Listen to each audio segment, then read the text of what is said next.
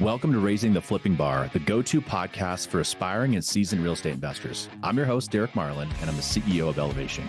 We're a real estate investment company based right here in Denver, Colorado.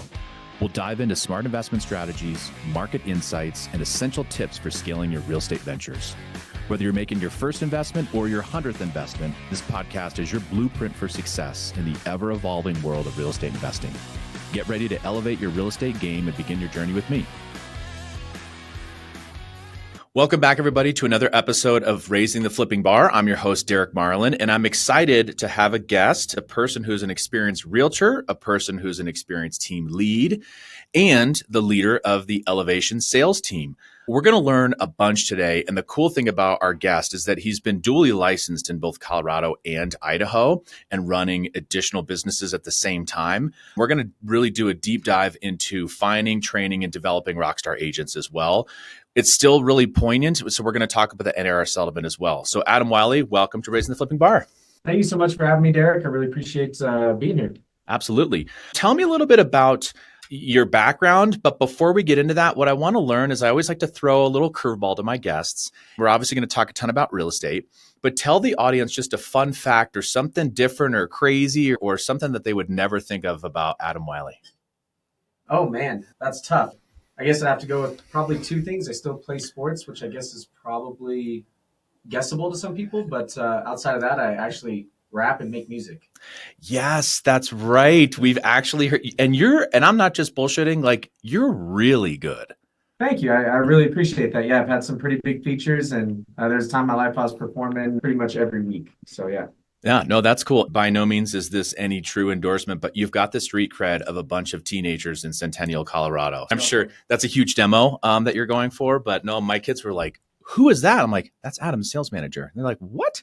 So no, that's super cool. So now on Raising the Flipping Bar, we have a person who's played in the World Series of Poker, and we have a person who has a music and rap career. So we've got some good talent on Raising the Flipping Bar. Tell me a little bit about, so you've got a background in the fitness industry before you got into real estate. Tell me a little bit about your career before you got into real estate as far as fitness goes. Yeah, actually, in my teen years, I messed up quite a bit. I was behind when I was about 21, 22, decided to go back to fitness school. Graduated top of my class with honors. In fact, I had the highest score they ever had in that school. Nice. And then went on to manage the Point Athletic Club. I started as a personal trainer and then became the personal training manager, then athletic director, and then the membership director, and then the assistant general manager, and then the GM before I ended up leaving. That was over the course of about 3 years that happened. With that, is there something that really helped your experience, whether you were maybe doing one-on-one training and coaching and maybe how that lends itself to training agents or in general, maybe managing people? Tell me how that kind of hopefully translated from the fitness industry, because I think there's a lot of parallels and I think there's some successful agents that are all in shape too. So to me, this is not just random. There's a correlation between this. You're 100% correct. So fitness is a mindset. If you are able to get your body in really good shape and have tremendous discipline, at one point I was 3% body fat. I miss those days. Yeah, it was nice. But if you can do that, you can pretty much do anything, right? So sales is repetitious boredom, reaching out to enough people, having enough sales conversations. It is repetitious boredom, and that's exactly what fitness is. In addition, when I was selling personal training, I was selling a service, which is essentially the same exact thing that I'm doing now. So you have to be the subject matter expert over something and then figure out ways to sell that product or that service. Yeah, love it. And so maybe talk a little bit about, give our audience a sense of what your role is at Elevation. So you're obviously our sales and acquisitions manager. Maybe tell the audience a little bit about your day-to-day responsibilities, a couple different buckets of where you spend your time, and just give them a sense of like, what does this really look like at our company? Because I think it's different than a lot of traditional real estate agencies. Yeah, it is. Basically, I oversee the whole sales department, and that's comprised of several different sub-departments in there. So we have off markets, on markets, institutional investment services, which is hedge funds. And then we also have our traditional real estate. We have our heads in each department. Part of that, obviously, with the off markets and on markets is wholesaling as well. So basically getting KPIs over those and trying to execute and hit company goals. Love it. Let's talk about the fix and flip and the wholesale side of the business. Give our audience a little bit of a sense of kind of what you're looking for and what you're training our staff to look for of what a good deal looks like in today's environment. Yeah, as of right now in the 7.5% environment with interest rates, So in 2021, flippers were going all out, which is still happening in some cases right now. But right now, buyers are looking for value. So if we think something can sell for 750,000 as far as ARV, we're finding that a lot of buyers are settling on the $700,000 properties that, yeah, they have the fixed up kitchen, but maybe the downstairs bathroom is original. Maybe the carpeting is a little bit older there, and they're seeing more value in that. So right now we're having to really find the sweet spot when we're sourcing deals, making sure that we have enough margin in there. Oftentimes we're building in seller concessions, especially at certain price points, knowing very well that the buyers are going to be requesting that because 7.5 interest rates, and making sure that we have good deals sourced. Because at the start of the year, we actually have had a couple of failures. One that we lost money on, and then one that we barely made any money, and we've had to correct. But because of the volume that we do, we're learning our lessons quicker than others, and we're changing our strategies immediately. Yeah, I like that. I'm going to throw you a little bit of a curveball. And I think it's going to be about maybe giving what other people would call we call them flip tips. Maybe walk our audience through. You and I were going over a deal analysis here earlier in the week. And for our audience's frame of reference, it's the second quarter of 2024. We do everything. Right now, we've got 2 flips that are in the $1.2 to $1.3 million range, but we were just evaluating a condo deal. So maybe walk our audience through how we struggled from a comp perspective, because it's all about where do we think we can sell these things on the back end. Yeah. And this condo that you and I were going over, of the struggle that we had, that your best case scenario is to run comps in the building, but you had to look back super far, and you look back far enough to see it sadly fall off the cliff in the second half of 2022. So maybe just walk our audience through how we're trying to adapt on a day-to-day basis, but running comps for this condo that we were just talking about. Absolutely. So this particular condo had a building with a bunch of sales pre-June 2022. I swear June 8th of 2022 is right when the market shifted. You have to really weigh the value and what the average buyer is paying. So if you're looking at condos selling, this one in particular, we saw sales around 440, even 450, but you're also looking at 3% interest rates or 4% interest rates. Then you're evaluating a whole year of massive inflation, pent up buyer demand going to go on the market, but still holding off on the sidelines, and really trying to calibrate what the ARV would be. So what we did, we had a 440, a 450, and a 435. We had some recent ones in the last year that were selling for close to 400, but not with the upgrades. So we had to go conservative. We went at 425, and then we also built in a $10,000 seller concession in there. So essentially a 415 net to us as elevation. And there is a good chance that it sells for more than that, but there is also a good chance it sells for exactly that. We're investors, not gamblers, so we had to make the right decision. Unfortunately, that price was too low, and we said no to that deal. There is a chance that it comes back around at that price, but we have to be very conservative right now. Yeah, well said. I'd also love for you to give our audience a sense of what it's like to help manage institutional accounts. As we say, drinking from the fire hose, we do a lot of hedge fund business and helping those clients acquire properties, and now we're helping them sell those properties. So tell us a little bit about what your day-to-day management is of helping build our sales team and really help them for the gauntlet that is institutional business. Well, that's actually the hardest part so far. So with institutional clients and hedge funds, it is massive volume at one time with very short turnaround times. They have extremely high expectations. And when they give us a batch of properties, it could be 40 or 50 or whatever the case may be. And they give you 48 hours to do BPOs on them. Essentially, we have to visit every single property. We have to take a bunch of photos, evaluate it. Is it ready to go on market? Pull comps, come up with what we think it could sell for, fill out forms and submit them. This requires a whole team and a bunch of communication done automatedly. I had to figure out how to not let my phone ring 15 times a day from agents with questions. It's very strict processes, procedures, and operations. And then I also have a Superman helper. His name is Rick Stubblefield, that kind of stepped in, and he's closed over 4,000 real estate transactions in his career. It's probably closer to 5 at this point. And so we've created a really good, smooth system and process to where my phone is not ringing now with agents. And that took weeks. Keep in mind, the first couple of weeks, it was drinking from massive fire hoses, failing a lot very, very quickly, and then learning what we need to repair and what we need to fix and how to streamline it. Yeah, I love it. I was going to just do that. A shout out to Rick on our team, who is a master when it comes to transaction management, owns his own transaction management company, and then obviously is just perfectly attuned for hedge funds. So we're definitely really lucky. And that's actually maybe something I was going to ask you another question on, Adams, is how do you feel like our sales team is coming together where people have very different skill sets and we have different styles of business that we do, but that's something that, I know you had some personal connections when we first started getting going, but talk about maybe what we're looking for, what the interview process is like. And we're really creating this team of all stars. And maybe I'll throw you a softball since you're a baseball player and you're a sports guy. With the Nuggets, you've got to have this perfectly formed team. And I feel like we're really getting close to having the right players in the right seats, if you will. So just maybe talk about that diversity that we've got on the team. Yeah, well, I've belonged to a lot of teams over the years, especially starting in real estate in 2014.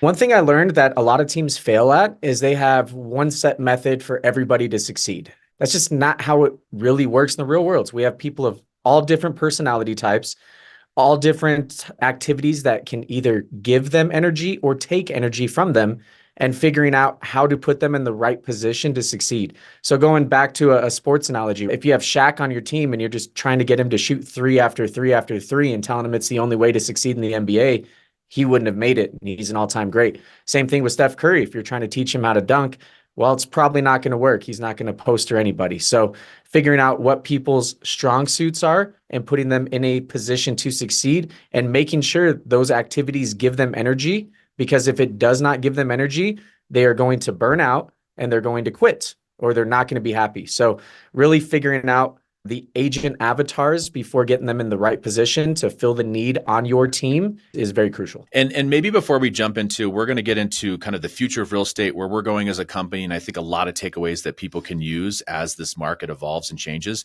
But tell me a little bit about, you spent a lot of time with Keller Williams. You spent time managing teams with Place. Tell me a little bit about the best things that you learned from those great brokerages. And then maybe we'll talk about some challenges too. KW is the brokerage, so I was on VWP for KW. And what I learned from Ali Van Westenberg, one of my biggest mentors, is the mastering of repetitious boredom. That woman has to be close to 70 now. I bet she's about 68. Her feet never touch the ground. She pounds the phones consistently and constantly. She was actually a personal training client of mine. So that's how I got into real estate. I ended up joining her at VWP. And I remember first time she bought a training package from me, she drove away in a Porsche and I was shocked. And I was like, what does that lady do? When I joined her, I just decided to do exactly what she did. And it was extremely boring for month after month, day after day, was pounding the phones for 5 to 8 hours unless I had appointments. It works. It really works. Mastering that repetitious boredom. So that was the biggest thing I learned from Ali. At Place, the biggest thing I learned is tracking everything and then teaching agents to hunt. At VWP, we kind of had a little feeder system as well, and we're creating the same thing here. We're kind of doing a hybrid at Elevation, but Place is very big on teaching people how to hunt. Then in managing that many agents, I think I had 25 at one point, I can't want it more than the agents. You have to want it. You have to have that fire in your belly. If I want it more than you, it's not going to work. And then I'm going to waste a lot of time with you. So I had to learn to find the right people that had the right fire to succeed and then cut bait with those that I've learned that I spent way too much time with some of these agents on a 6-month basis for them to fail. I had to learn to cut that down to a short amount of time and get them off the team sooner than later. Yeah, and I think that's something that you've really helped bring to our team, which is the great things about brokerage from more of a traditional sense. And then we're really blending it from a hybrid sense of how do we make this perfect love child of a team of it, hyper and focused on investment real estate, but still all the great things about traditional real estate, because there's a lot of great aspects and opportunities with traditional. We're just trying to create this perfect synergy. So I think we're getting there. Maybe talk a little bit about, as we lean into what we're calling the future of real estate, and it's something that we want to try to be on the forefront with Elevation, the NAR, the National Association of Realtors, and that big settlement that's come up here a couple months ago. We're almost dead smack in the middle of the settlement being announced and then it being ratified and into action here in July. How do you feel like it's affected buyers agents, and what do you think that we need to do, or really anybody listening needs to do, on a short-term and a long-term basis based on the way things are going to change in real estate? Absolutely.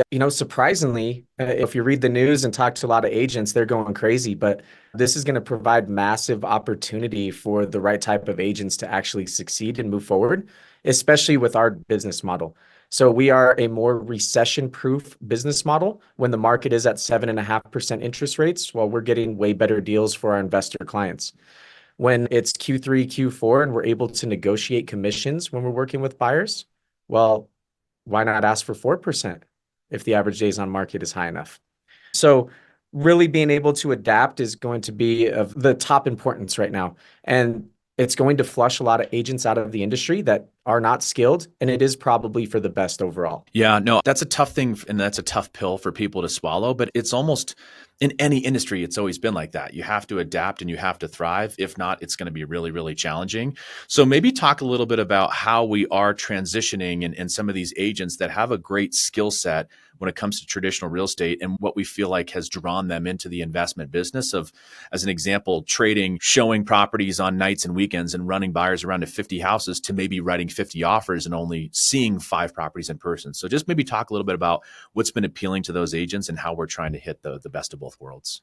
Well, yeah, the reason I'm here now, it started with an epiphany I had a couple of years back. So I would spend hours on the phone trying to find one person to buy or sell real estate with me. They might do that once every 10 years. I had this guy, Robert Laker. He was starting to do 8 to 10 transactions with me on an annual basis. And I said, I need to find more Robert Lakers. How can I find more investors that are going to buy and sell 8 to 10 homes with me every single year? So that same methodology has gone out to these other agents. And perfect example is Q3, Q4 of last year. The market was extremely slow. We were eating wholesale deals alive on the MLS. We got one deal. Brandy on our team got a deal for $212,000 less than list price on the MLS. Also secured the listing on the back end. In Q3, Q4, she had one day, just the stars aligned. There was 3 deals that closed on the same day. She walked away with $53,000 in one single day. Normally in November, you're lucky to get a closing, and especially in Colorado, March and April, you're feasting and then you're saving up a little bit because not too many people move traditionally in November, December, unless they need to. Somebody died. They have to be in Miami by January 15th for a job relocation. They lost their job, something like that. So by diversifying our avenues of clients, we are able to take advantage of markets. If the market's hot, well, awesome. Let's go do a lot of traditional selling. When the market gets a little bit slower, perfect. Let's eat up the MLS and do wholesale deals. We're able to adapt and take advantage of market conditions very quickly. So we're going to take a quick break and tell you about the next Elevation Academy. If you're looking to dive deep into real estate investing, this is definitely the event for you. Our academy features over a 100-step process to help you navigate every single thing from market analysis all the way down to every aspect of project management. So this is tailored for both beginners and seasoned investors. And our one-day intensive training will equip you with the strategies and insights needed to elevate your real estate investing game. Spots are definitely limited, so click on the link below in the show notes to sign up and transform your approach to real estate investing. Okay, let's get back to the episode. Yeah, and maybe also share a little bit about kind of the emotional side that I think a lot of buyers and sellers can take their real estate agent through, because I get it. It's their biggest asset.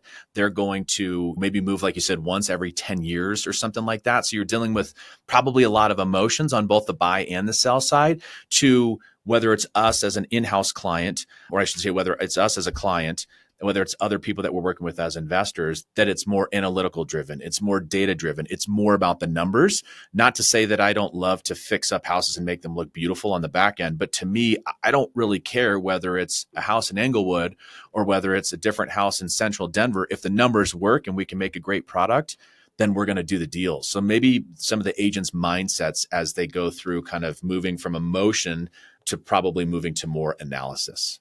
Yeah, it's wonderful. So part of being a realtor and working traditionally with clients is also kind of being a therapist, talking them off the ledge consistently, having them not worry about small things that really don't matter in the big scheme of things, educating them consistently and having a lot of the same conversations. That's great. And I love doing that. I love helping clients achieve their goals, but I really love investors. And the reason for that is, does the box turn green when we enter the numbers? Well, perfect. Let's move forward and we're good to go. So it's all about numbers and does the deal make sense? There's no emotion involved at all. And it makes for quicker transactions, easier transactions, and a higher volume of transactions. Yeah, and maybe we can kind of go down the line and talk about those. I like the term avatar because it's that style of person, both that we're going for as a client, but that we're also looking for from an agent perspective. So I've kind of feel like we've got about 4 different avatars of people. Maybe the first one is the cold calling beast, and really essentially how you cut your teeth in the business. Talk about that person and how they're successful from a business development standpoint of just whether it's crushing the phones, crushing emails, just that constant outbound activity. Yeah, so that avatar is the rarest, unfortunately. If you know of any of those out there that are hungry, please let me know because we're trying to bring those on right now. It is the hardest thing to do. It is the least fun thing to do, but it is the quickest and most efficient way to make contacts. So that person, that avatar is driven by the thrill of the hunt. They are hunters, they're killers. Their favorite part is to get a deal signed. And then they're like, ah, crap, I got to service this now and enter it in the MLS and all that, which is great. So those people have a big place in my heart, and we need more of them. We are trying to bring more of those on, and that person is able to get to the closing table and look back at where they sourced that deal and then tie the action of calling, not to the pain of making the calls and the discomfort of spending hours a day of boredom doing it. They're able to tie that to the end result at the closing table and their $13,000 check or whatever that may be. And then kind of the next avatar of person is a person who's very analytical, a person who can deal with hedge funds and institutions, because you almost have to marry that Wall Street mentality with the traditional broker. Maybe talk about how that person on our team succeeds and how that helps us win overall institutional business in general. Yeah, we have 2 fantastic guys on our team, Rick and Dan, and they're basically computer chips. We sought them out exactly for that. I had known Rick for a long time. He's actually Ali's son, and he's one of the most analytical people on planet Earth. And then I met Dan, and I'm like, oof, they both give each other a run for their money. So extreme data-oriented numbers, spreadsheets. They're the exact opposite personality type. Rick is my polar opposite, which is why we work so well together. I was excited to bring him over. So his ability to manage and streamline processes from a 30,000-foot view is second to none. And that gives him energy. He loves doing it. I do that all the time, but it takes energy from me, right? So that's one of those things. If I was having to do his job on a daily basis, I probably would burn out, not last long. And if he was doing my job on a daily basis, it would be the exact same. He probably wouldn't even show up anymore. What I love that you just said, and I want to give a shout out to one of the guys on our team, Dan, is he said that he created an algorithm to help analyze every deal on the MLS at any given point that might fit our buy box. And literally, like, my eyes rolled back in my head. I was so impressed because it's just, to your point, it's a skill set that I do not have. And that's why I think we all work well together versus, to your point, he's not going to be the person that wants to go and sit in the living rooms of some of the senior citizen clients that we service because it's just not his jam. And so that's what I really like about it. The last 2 buckets I want to hit on is what we're calling our hybrid rockstar. And there's a person on our team that we've got that brings a ton of traditional business experience to the table. She's really hit her stride and is now picking up multiple pieces of business. She's leaning into the senior citizen space, but it's a person that can wear both hats.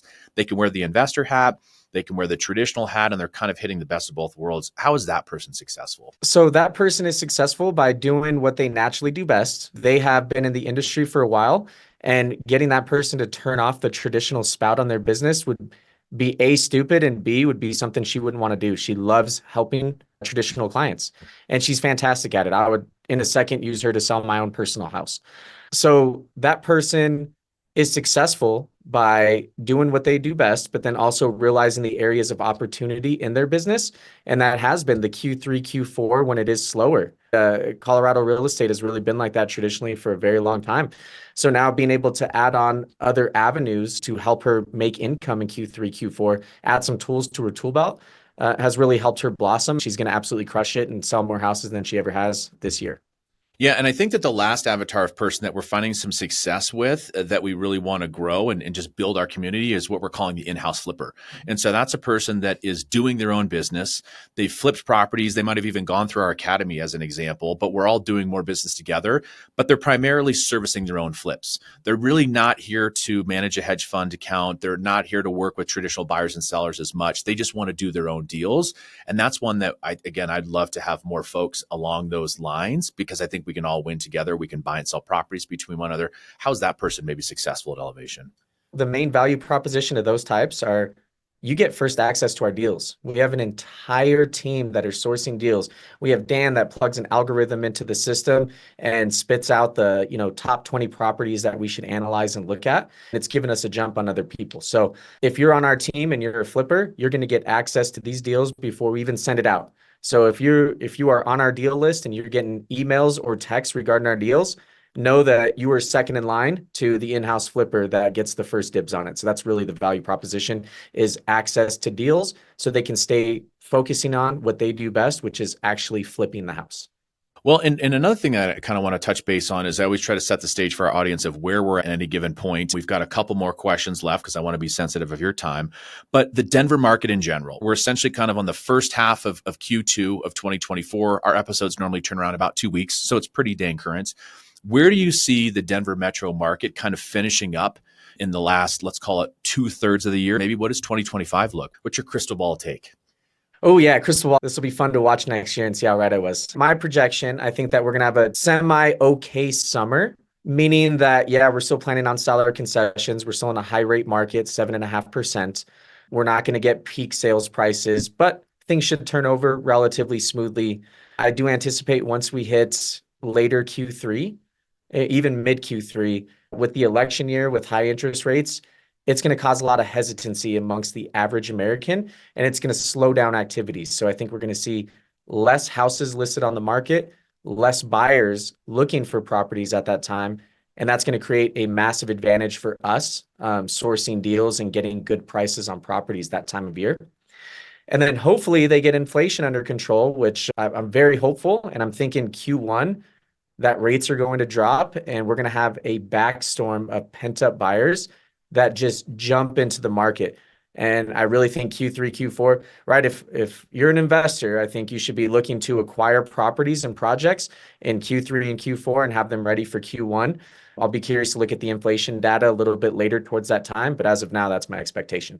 Yeah, you're spot on, because I think at that point, our constituency or just buyers in general are going to probably stare at a 7% interest rate for almost a full year. So then if it drops back down to the sixes, or you can buy it down to the high fives, which is historically actually below average. I heard a stat the other day that on average interest rates are in the low sevens over the last 50 years, throughout a couple of outliers. But I think people are just getting used to that. It's going to be quote unquote normal. And so people have to, at some point, whether it's the death, the divorce, forget the other two Ds as they call them, but there's life events that have to happen and people have to move and people want to buy other properties.